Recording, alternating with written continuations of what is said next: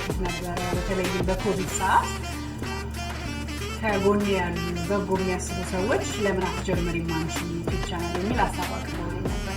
ነገር ግን እኔ አንደኛ ማህበራዊ ሚዲያው በተለይም የዩቲዩብ መድረክ ብዙ ጊዜ በጣም ባሉባልታ በስድብ በተልካሻ ነገር የተሞላ አይነት ነገር ስለነበረ ደፍሮ ወደዛ መግባቱ ያስፈራ ነበር አንደኛ። ሁለተኛ ደግሞ ምክንያት ምንድን ነው ይዤ የምመጣው የሚለው ነገር ላይ እርግጠኛ ነበር። ስለዚህ ያው ሀሳቡን ወደ ጎን አደረኩት ማለት ነው። ተመልሶ ደግሞ ከትንሽ ዓመት በኋላ ይሄ ነገር እንደገና ሀሳቡ መጣ ማለት ነው። ለምን አትጀምሪም የሚል ነገር። አሁን ደግሞ ማህበራዊ ሚዲያውም እየተሻሻለ ጥሩ ጥሩ ነገሮች እየመጡበት መምጣት ጀመሩ ማለት ነው። ያን ጊዜ እኔም ምን አሰብኩኝ ልክ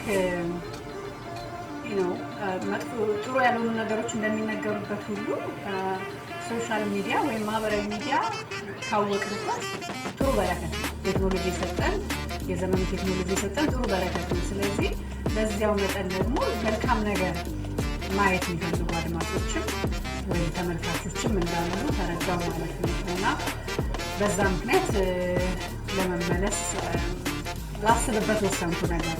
እንደዛም ሆኖ ምን ልስራ የሚለውን ነገር ደግሞ እርግጠኛ ነበርኩም። አንዳንድ ሰው ስለ ራሱ ያወራል፣ አንዳንድ ሰው ደግሞ ሙያ ነክ ነገሮች ሙያ ያስተምራል እና እኔ ምንድን ነው ይዤ የምመጣው የሚለውን ነገር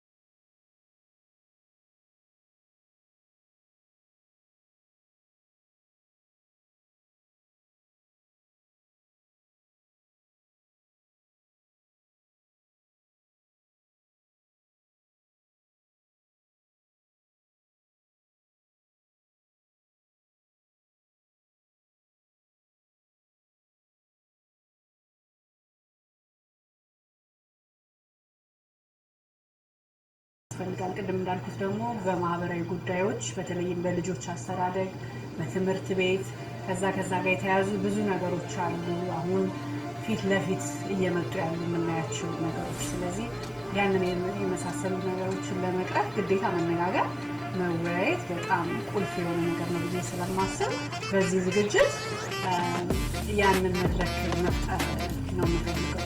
እንደሚታወቀው የዚህ ሀገር ፖለቲከኞች አንድ ችግር ሲኖርብን ራሳቸውን አንኳኩተው አንኳኩተው መጥተው ነው የሚጠይቁን። እኛ ሄደን ራሱ መጠየቅ አይጠበቅብንም። እኛም ያለብን ምንድነው መጠናከር ነው። ተጠናክተን ሳይሆን ተጠናክተን ሳይሆን እነሱ ራሳቸው መጥተው ችግራችንን ይጠይቁናል። ያ ማለት የተሻለ ተጽዕኖ መፍጠር እንችላለን። የሀገር ቤትም ያለውን ነገር የሀገር ቤትም ያሉ ሰብአዊ መብት ጥሰቶችን ወይም ሌሎችን ጉዳዮች መናገር በምንፈልግበት ሰዓት ጥሩ ተጽዕኖ መፍጠር እንችላለን ማለት ነው። ተደማጭነታችን ይጨምራል ማለት ነው። ስለዚህ ይህንን ክፍተት ለመሙላት ነው እንግዲህ የሚጥረው ዳር እስከ ዳር ሚዲያ።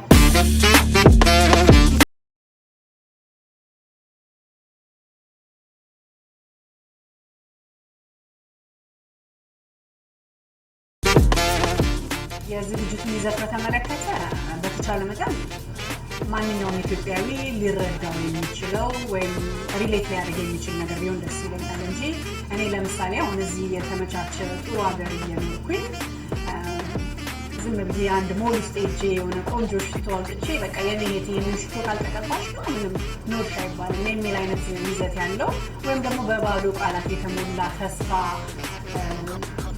የሚሆን ነገር እንደዛ አይነት ነገር መናገር አልፈልግም። በተቻለ መጠን ከሰው ህይወት ጋር የሚሉ ብዙ ሰዎች ሊረዱትና ሊማሩበት የሚችሉ ነገሮችን ብሰራ ደስ ይለኛል። ከዛ በተጨማሪ ደግሞ የኑሮ ልምድ ላይ ያተኮሩ ነገሮች እኔ ለምሳሌ አሁን እዚህ ሀገር ስኖር ቤተሰብ የመሰረትኩት እዚህ ነው፣ ያገባሁት የወለድኩት እዚህ ነው። ስለዚህ ከራሴ ልምድ ተነስቼ ስለ ልጆች አስተዳደግ ባወራ ዛሬ እዚህ ሀገር የመጡ ሰዎች ሊማሩበት ይችላል። ምንድን ናቸው ተግዳሮቶቹ? ምንድን ናቸው? ምንድን ነው ያጋጠመን? ማንም ሰው አንድ ሀገር ቀይሮ ወደ አንድ ቦታ ሲሄድ በፈተና ውስጥ ነው የሚያልፈው። ብዙ አይነት ፈተናዎች ይገጥሙታል፣ በቤተሰብ፣ በትምህርት ቤት፣ በተለያየ ጉዳይ እና እነዛን ነገሮች ከልምድ ተነስተን የመወያየት እንችላለን ማለት ነው። ምክንያቱም ሰው መጽሐፍ አንብቦ እንዲህ ነው እንዲህ አድርግ ከሚልህና ያለፈበት ሰው ሲያወራልህ ወይም ካለፈበት ሰው ጋር ስትነጋገር ይለያያል። ምክንያቱም ያ ሰው ያለፈበትን አንተ እንድትማርበት ነው የሚያነጋግርህና ልምድ እንዲሆን የሚሰጥ። ስለዚህ በዛ መልኩ የሚሆን አይነት ዝግጅት ብናዘጋጅ ደስ ይለኛል። እንግዲህ እግዚአብሔር ይርዳኝ። ለዚህም ደግሞ እኔ ብቻዬን የማደርገው ሳይሆን የሌሎችንም የማህበረሰቡን አባላት ተሳትፎ የሚጠይቅ ነገር ነው የሚሆነው ማለት ነው።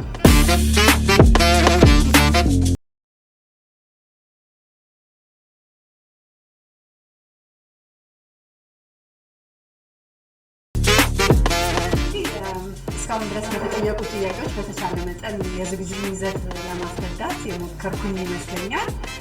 ከዚህ በተረፈ ደግሞ ተመልካቾቻችን ቻናሉን ሰብስክራይብ በማድረግ ወደፊት እየገቡ ለሚሰጡኝ አስተያየት ደግሞ ያንን ገንቢ አስተያየቶችን በጣም ማከብር መሆኑን በጣም በትህትና መግለጽ እፈልጋለሁ እና አንድ ነገር ሲሰራ አስተያየት ሲሰጠው የሰው ልጅ እንዲያድግ እንዲሻሻል ይረዳዋል። ስለዚህ ያንን ነገር እንዲያደርጉልኝ በአክብሮት እጠይቃለሁ።